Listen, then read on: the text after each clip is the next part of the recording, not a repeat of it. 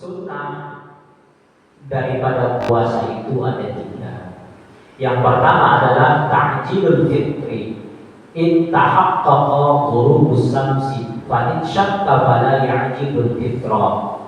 Yang pertama, kesunahan daripada puasa itu adalah menyegerakan berbuka puasa. In tahaqqaqa, jika dia sudah yakin terbenamnya matahari, maka jika dia masih ragu-ragu sudah terbenam apa belum, masih ada keraguan, maka tidak boleh menyegerakan berbuka puasa. Ini adalah kesunahannya. Jadi kita rata-rata kalau di Batam ada aba-aba untuk berbuka puasa atau berbunyi serene. Di masjid-masjid yang lain kita dengarkan ada serene berbunyi, itu menandakan sudah berbuka puasa. Tetapi ini adalah hanya sebagai aba-aba. Di sini disebutkan intahaqqaqa, jika kita sudah yakin dengan berbunyinya serene itu sudah terbenam matahari, saat itulah kita sunnah untuk langsung berbuka puasa. Tetapi ada kalanya kadang-kadang matahari itu atau cuaca pada saat siang itu cerah begitu. Ketika sudah memasuki waktunya, tetapi rasa kita masih belum, masih kita ragu, kayaknya belum lah, masih terang kali. Tapi selain sudah berbunyi, di saat hal yang seperti itu kita tidak boleh berbuka puasa karena belum yakin. Masih ada keraguan. Tetapi kalaupun kita seandainya menyadarkan kepada aba-aba yang itu adalah kita yang itu betul adanya, maka boleh berbuka. Karena kita anggap bahwa itu adalah berita yang adil, berita yang sudah masyhur, boleh. Tetapi di dalam diri kita tidak bisa kita bohongi. Kalau masih ada keraguan untuk berbuka puasa, jangan buka puasa dulu. Tunggu dulu sekitar 1 menit, 2 menit.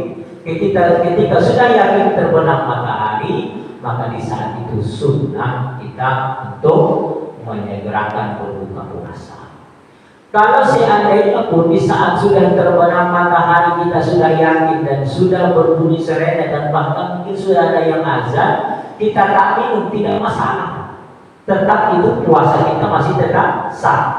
Itu adalah namanya melambatkan berbuka puasa. Tak masalah. Setelah sholat maghrib baru kita minum, tak masalah. Tetapi kita tidak mendapatkan kesunahan. Karena sunnahnya itu adalah menyegerakan berbuka puasa inda ghurubi syamsi, ketika kita sudah yakin bahwa terbenamnya matahari. Wa yasunu ayaftura ala tamrin wa ila fama. Dan disunahkan juga ketika kita berbuka puasa itu disunahkan dengan kurma, ya. Jadi kalau di Arab itu kan rata-rata orang punya kebun kurma, banyak kurmanya, itu tidak susah. Tapi sekarang pun kita di Indonesia, di Batam ini sudah banyak sekali kurma. Cuma kadang-kadang duitnya yang tak banyak kan gitu. Karena luar biasa kalau kurma itu kalau sudah masuk Ramadan naik harganya kan begitu. Jadi sunnahnya itu adalah sunnah kita berbuka dengan kurma atau hal-hal yang manis kan gitu. Jadi kalau seandainya tidak ada kurma, apa saja yang manis, terutama berbuka dengan istri kan. Istri kan manis kan. Jadi dengan teh manis boleh, apa ada yang manis, makanya cendol-cendolan boleh lah. Itu adalah kesunahan, disunahkan kita berbuka dengan yang manis. Wa illa fama, maka sunnah yang kedua, kalau seandainya kita tidak menemukan kurma, tidak menemukan teh manis atau yang manis-manis, maka sunnah juga kita berbuka dengan air putih boleh lah. Kita sudah menempatkan kesunahan ketika berbuka puasa. Ini adalah kesunahan, tidak mesti bayar. Jadi dengan apapun kita berbuka puasa tetap batal atau dapat membatalkan puasa. Tetapi sunnahnya itu adalah untuk berbuka itu yang manis-manis. Wa tani ta'khirus suhur ma lam yaqa fi syakki fala yu'akhiru wa yahsulu sahur biqadrin akli wasyurbi. Dan kesunahan yang kedua ketika kita berpuasa yaitu adalah membelakangkan atau mengakhirkan sahur. Jadi jangan kita beranggapan bahwa sahur itu adalah wajib. Waktu kita dulu kecil kan begitu Pak ya. Ketika kita tak sahur atau ketiduran, pas bangun sudah jam 5, nggak bisa ini puasa, kenapa? Kan tak sahur katanya gitu. Jadi jangan kita beranggapan bahwa makan sahur itu wajib. Nah, tidak wajib, akan tetapi makan sahur itu adalah sunnah yang boleh dilaksanakan. Kita tahu bahwa definisi daripada sunnah itu apabila dikerjakan mendapat pahala, apabila ditinggalkan tidak berdosa. Jadi kalau orang yang mau puasa besok malam ini dia sahur, berarti dia mendapatkan pahala kesunahan. Inilah kita luar biasa Islam itu ya, makan aja digajikan gitu. Jadi makan sahur itu hukumnya adalah sunnah. Akan tetapi supaya lebih sunnah lagi, bahwa disunnahkan takhir, membelakangkan atau sahurnya di ujung daripada mendekati terbitnya fajar sini. Seperti kalau mungkin saat ini imsaknya itu 4:30, maka di jam 4:30 itu adalah, atau sebelumlah nanti pas imsak pula nanti buru-buru. Kalau sekarang jam sholat subuhnya itu adalah jam 5:04 atau jam 4:45, berarti di jam 4:30 itu adalah salah satu kesunahan yang besar ketika kita makan sahur. Nah, itu. Jadi kalau bisa kita akhirkan. Jadi tidak perlu kita makan sahur jam 2. Tetapi tak apa-apa juga kalau saya jam 2, tetapi sunnahnya tidak dapat kan begitu. Jadi selama kata musannif di sini malam yaqa bisaki pada yu'akhkhara wa yasilu sahur, selama kita tidak yakin bahwa makan sahur kita itu sudah dekat kepada waktu fajar sini. Tetapi kalau disebabkan itu kita sudah ragu, sudah mendekati, jangan-jangan atau sudah ini ketakutan ini, kan begitu. Ketika kita makan nanti tiba-tiba azan, kan begitu. Maka di saat itu tidak disunahkan lagi karena kita sudah bercampur aduk di sana. Masih sempat apa tidak, masih sempat apa tidak, maka di sana tidak lagi disunahkan. Karena di sana sudah mendekati yang namanya waktu-waktu yang dilarang untuk makan. Tetapi perlu kita ketahui, yang namanya waktu imsak itu adalah waktu menahan, istilahnya waktu ditabih atau waktu untuk berjaga-jaga. Jadi terakhir daripada makan sahur itu boleh kita makan itu adalah sebelum terbit fajar sidin. Hanya sekarang ada imsaknya itu 10 menit atau 5 menit sebelum masuk waktu subuh, di situ disebutkan imsak. Kalau contohnya subuh itu jam 4:45, maka dibuatlah imsak itu jam 4:40.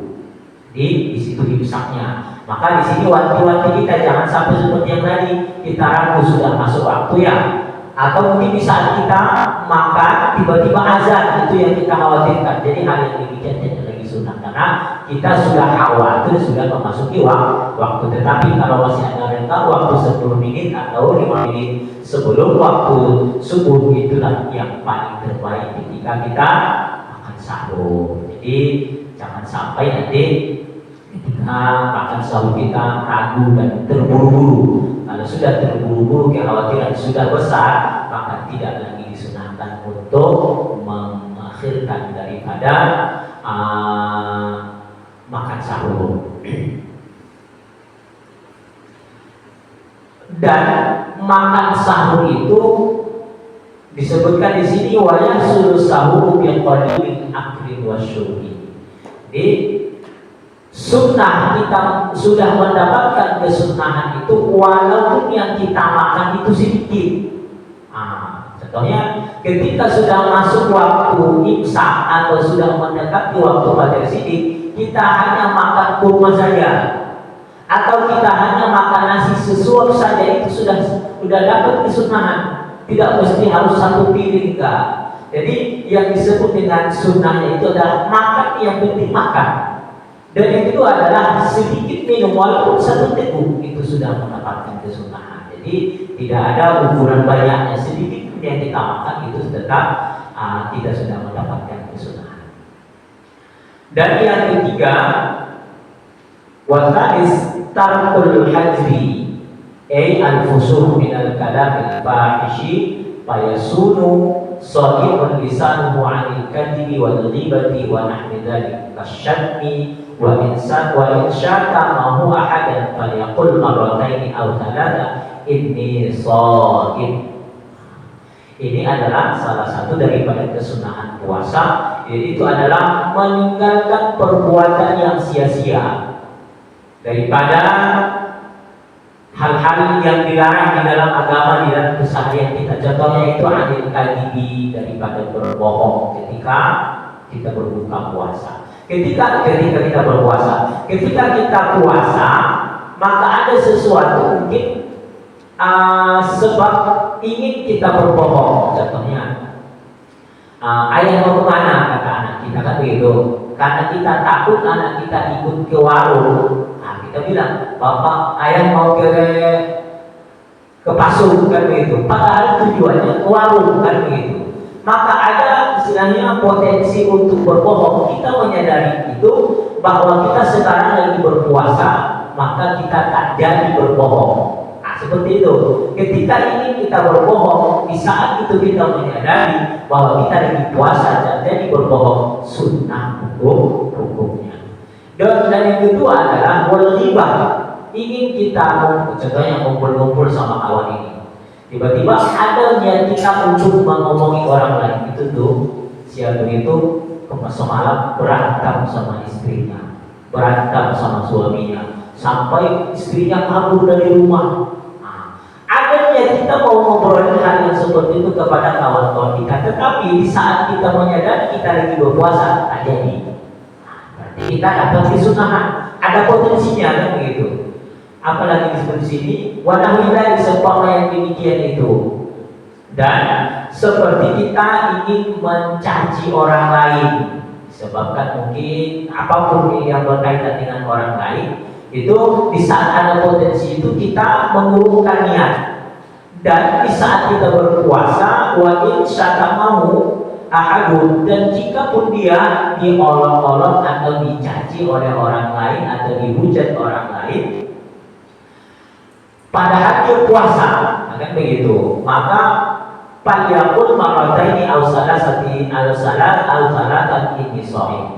Ketika kita berpuasa, kita dicaci orang lain, dimaki orang lain, maka sunnah kita mengatakan di dalam satu riwayat, di dalam Imam bilisani kama qala Nawawi. Kalau Imam Nawawi mengatakan ketika kita diejek orang, katakan saya lagi berpuasa, tidak usah ejek saya, kan begitu.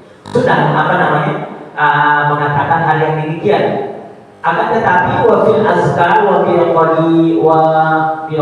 qalbi, dan di dalam kitab azkar itu tak perlu kita mengatakan kepada orang lain ketika kita dicaci dan dimaki atau diajak berantem. Tak perlu kita mengatakan, tak usah kita berantem, saya lagi puasa, tak usah caci saya lagi berpuasa. Di dalam kitab azkar disebutkan cukuplah di dalam hati saja.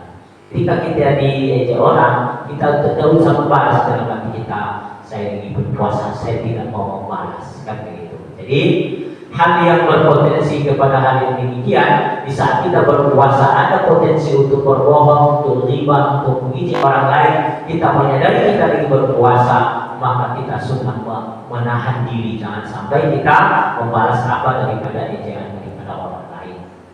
Jadi akan tetapi nanti di lain hal disebutkan, kalau sempat kita berbohong ketika berpuasa, kalau sempat kita menggibah orang lain, menggunjing orang lain, atau menyakiti hati orang lain ketika berpuasa, maka di dalam hal yang lain disebutkan maka puasanya memang tetap sah, tetapi tidak mendapat pahala dan rugi di dalam Allah.